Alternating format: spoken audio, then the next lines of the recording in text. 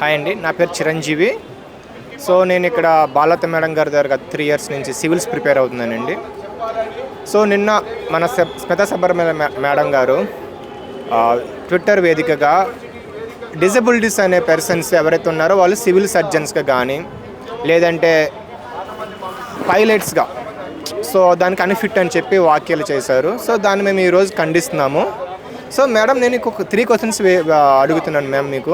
ఒకటి, మీరు UPSC exam రాసే మీరు ఒక కలెక్టర్ అయ్యారు కదా, అదే ఎగ్జామ్స్లో మేము సేమ్ డిజబిలిటీస్కి మాకు 40 పోస్టులు ఎవ్రీ ఇయర్ ఉంటున్నాయి మాకు. అంటే ఇప్పుడు ఆ పోస్టులో మేము ఎలిజిబుల్ కాదా? ఎందుకు ఇచ్చారు యూపీఎస్సీ మాకు? అందులోని నోటిఫికేషన్ మనకి పీడబ్ల్యూటీ యాక్ట్ 2016 కింద మేము ఎలిజిబుల్ అని చెప్పి మాకు యూపీఎస్సీ చెప్పింది, రాజ్యాంగం మాకు ఇచ్చింది. దాన్ని మీరు అన్ఫిట్ అని చెప్పి మీరు అలా ఏ ప్రాతిపదికన చెప్తున్నారు?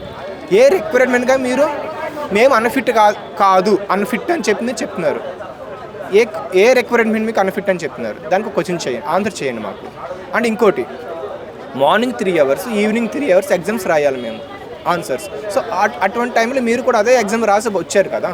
అంటే ఇక్కడ మాకు ఆ ఎగ్జామ్ రాయాలంటే మాకు ఫస్ట్ ఫిట్నెస్ కావాలి. అంటే ఫిట్నెస్ లేకుండా మేము ఐఏఎస్ ఆఫీసర్ అవుతున్నారా మా కేటగిరీ పీపుల్స్?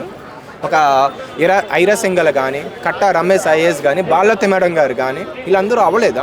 అంటే వీళ్ళందరూ మెంటల్గా అన్ఫిట్ లేదంటే ఫిజికల్గా అన్ఫిట్ ఉన్నారా? మాకు క్వశ్చన్ చేయండి. సో నా రిక్వెస్ట్, మీరు ఒక 1 డే మా డిజబిలిటీస్ పీపుల్స్తో మీరు మా డిజబిలిటీ ఏ కమ్యూనిటీ పీపుల్తో సార్ మీరు 1 డే మీరు సర్వీస్ చేయండి. దాన్ని బట్టి మీకు తెలుస్తుంది రియాలిటీ ఏంటి అనేది. సో మీకు పోస్టింగ్ ఉంది కదా, మీ దగ్గర ఒక పోస్ట్ ఉందని చెప్పి మీరు ఇటువంటి అనుచిత వ్యాఖ్యలు చేయడం కరెక్ట్ కాదండి. అండ్ ఇంకోటి, ఎన్ని రంగాల్లో మాలాంటి దివ్యాంగులు చరిత్రలు సృష్టిస్తున్నారు. ఒక అరుణ సిన్హా ఎవరెస్ట్ శిఖరాన్ని అధిరోహించారు, ఒక స్టీఫెన్ హాకింగ్, వీళ్ళందరూ ఎవరండి? అంటే వీళ్ళందరూ ఫిజికల్గా అన్ఫిట్టా? సో దీనికి ఆన్సర్ చేయాలి. అంటే గవర్నమెంట్స్ రిక్వెస్ట్, ఇటువంటి అనుచిత వ్యాఖ్యలు మరో అధికారి కూడా చేయకూడదని చెప్పి మీరు తక్షణ చర్యలు తీసుకోవాలని చెప్పి మేము రిక్వెస్ట్ చేస్తున్నాం. ఒక ఐఏఎస్ చదివిన ఆవిడ ఇటువంటి వ్యాఖ్యలు చేయడానికి ఏమైనా కారణాలు ఉంటాయంటారు? అంటే ఒక ఐఏఎస్ అధికారి ఏ విధమైన ఇటువంటి వ్యాఖ్యలు చేయడానికి కారణాలు అనేవి మీరు ఆమె మనస్సాక్షి తెలియాలండి. ఎందుకంటే ఇటువంటివి అనేవి ఆమె వ్యక్తిగతంగా ఉండొచ్చు, వ్యక్తిగతంగా ఆమెకి ఏమైనా ఉండొచ్చు మేడం గారికి. బట్ ఇటువంటి పబ్లిక్గా చేశారంటే ఆమె వ్యక్తిగతంగా వదిలేస్తున్నామండి.